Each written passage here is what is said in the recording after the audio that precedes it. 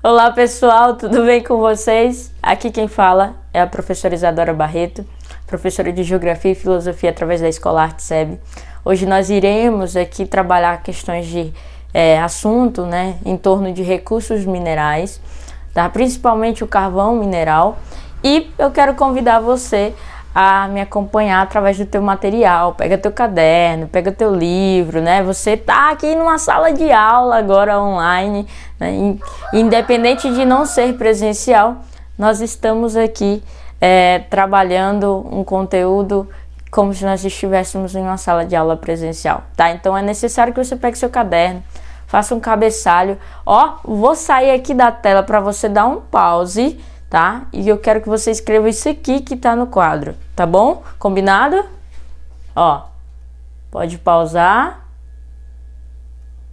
Certo? Pausou, já escreveu, voltou aqui para a aula então. Vamos lá. Caderno 3, módulo 11, página 217. A turma querida do 7º ano, só tem fera no 7º ano da Escola Arte SEB. Recursos energéticos, pessoal. Vamos falar sobre isso. Primeira coisa que a gente tem que entender, o quê? Que recurso energético nada mais é do que um meio que permite ali a queima, tá? E gera energia através dessa queima.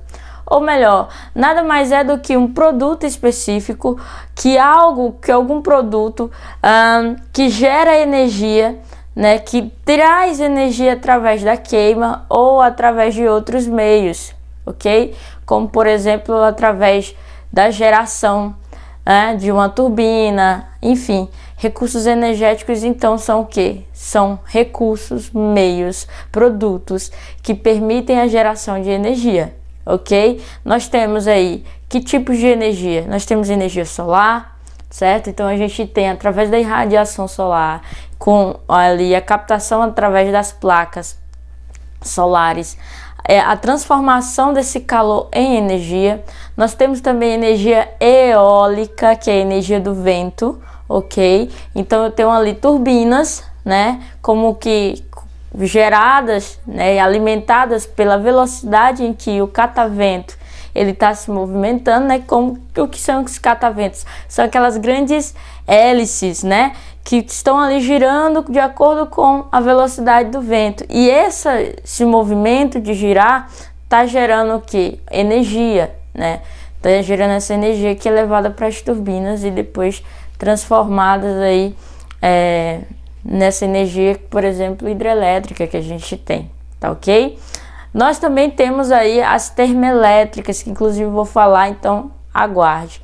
Dentre outros, tá? A gente tem energias também geradas através de combustíveis fósseis, como por exemplo o petróleo, ok? O petróleo também gera energia. Através do petróleo a gente pode observar que há o surgimento de combustíveis como o diesel, como a gasolina, tá? Nós também temos a cana-de-açúcar que gera aí o etanol, que também é um tipo de combustível, ou seja, são recursos, dos mais variados. Carvão mineral é apenas mais um recurso, ok? E ele tem toda uma história. Então vamos lá, pessoal. O petróleo, eu quero começar a falar para vocês que o petróleo e o gás estão entre os principais minérios comercializados. Como assim, professora, que gás? Gente, na camada subterrânea existem certos depósitos de gás, assim como existem depósitos de petróleo, certo? Então, o gás, que é esse gás mineral, ele também é gerador de energia. Como é que se pega gás, Como é que se extrai gás? Através de tubulação, tá? Então, tem aí a inserção de tubulação determinada dentro da área específica de extração que vai transportar esse gás, tá? Assim como o petróleo também. Petróleo você tem ali a extração através de grandes tubos, através de uma perfuração, enfim. Os combustíveis, eles geram calor e energia, por isso que o nome é combustível, porque gera calor e energia. Existe uma queima, eu comecei a aula falando sobre isso, existe uma queima, essa queima gera um calor e esse calor ele é transformado em energia, certo? Isso de acordo com os combustíveis. Desde o século XVIII, sabe-se que o carvão mineral gera muito mais calor e energia do que a lenha. Pessoal, por que eu coloquei isso aqui? A lenha foi certamente o primeiro tipo de combustível do ser humano. A lenha, madeira, né? As pessoas pegavam madeira, faziam suas fogueirinhas ali para poder assar ali a caça, para fazer sua alimentação, para se esquentarem. Então a lenha certamente foi o primeiro combustível. Só que o que acontece? Depois da metade do século XVIII, né? Metade do século XVIII, as pessoas descobriram, já sabiam que o carvão mineral era muito melhor. Ele gerava muito mais combustão, ele gerava muito mais energia do que a lenha, do que a madeira. Porém, a sua extração, pessoal, ela era um pouco complicada para a época. E só foi realmente efetivada a extração e o uso do carvão mineral somente lá para metade do século XIX. Então, desde o século anterior, já se sabia da existência do carvão mineral, da sua eficiência, do quanto ele gerava energia, mas preferiu-se utilizar ainda o quê? Preferiu-se utilizar ainda a lenha, certo? Preferiu-se utilizar o carvão, no caso vegetal, né, que a gente fala que seria da madeira, ok? Então, vamos lá, continuando. Carvão mineral, o que é que a gente deve levar em consideração em relação ao carvão mineral? Ele não é renovável, ou seja, não se renova, vai haver um momento em que vai se extinguir, vai acabar, assim como o petróleo também, que não é aí um tipo de recurso renovável, não é, petróleo não é, carvão mineral não é, certo? Não é renovável. Então, o que é renovável? Sol, energia eólica, que é a do vento, energia solar, que é do sol, a não ser que Deus o livre, um dia a gente acorde e aí não existe mais vento, e aí não existe mais sol, e é claro, seria o fim da humanidade, porque existe todo um processo, né, que é necessário que exista essa estrela chamada Sol para nos aquecer, porque senão nós estaríamos em que? Nós entraríamos em um clima extremamente gélido, frio, ao ponto de morrermos congelados, tá? Então a existência do Sol, logicamente, é substancial, não se há dúvidas quanto a isso. E o calor que o Sol gera pode gerar o que pode ser convertido em energia solar, como a gente tem visto muito em Imperatriz, né? Várias casas, empresas têm contratado o que? Aqueles serviços, né, que vendem placas solares para implementar na sua empresa ou na sua casa. Por quê, pessoal? Porque a longo prazo é muito mais barato você ter placas solares do que você pagar essa energia, né, que a gente paga comumente para a empresa que fornece energia no estado do Maranhão. Então, por quê? Porque é mais barato. A longo prazo compensa mais. Imagine você ter algo que todo dia está carregando, né, sem você estar ligando na tomada. Imagine você ter algo que converte o calor natural do sol em uma energia igual essa que você tem e que recebe e paga por ela, às vezes muito caro, né? Você paga por iluminação pública, você paga até se não tiver iluminação pública na sua casa, mas aliás, na sua rua, mas você está pagando porque está embutido lá no teu talão de energia.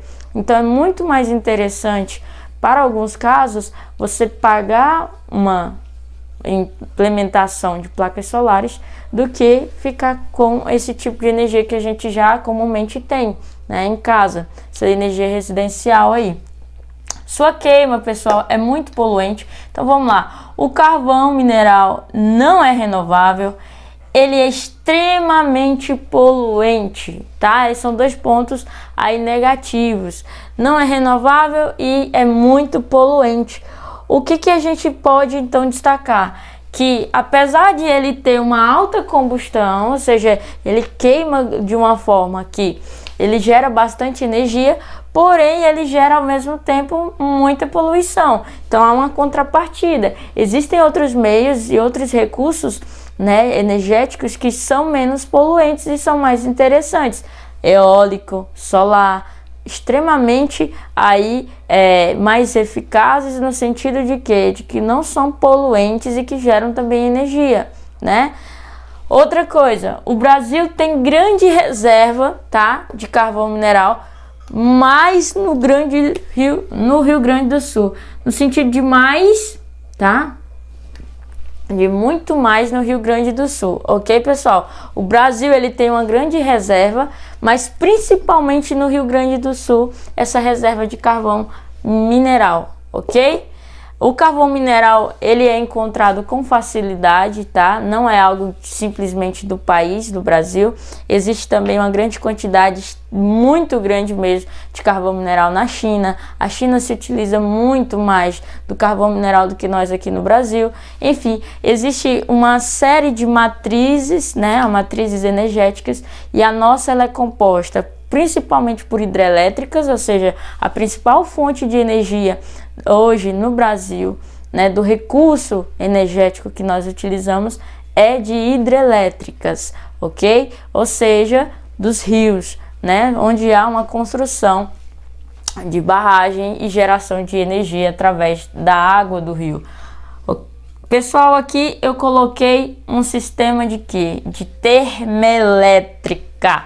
Não coloquei o nome aqui, mas é uma termoelétrica. Vou colocar aqui, ó. Termoelétrica, tá? Aqui é termoelétrica. Esse é o sistema. Como é que ela funciona? Uma usina termoelétrica. Ela funciona primeiro com o quê?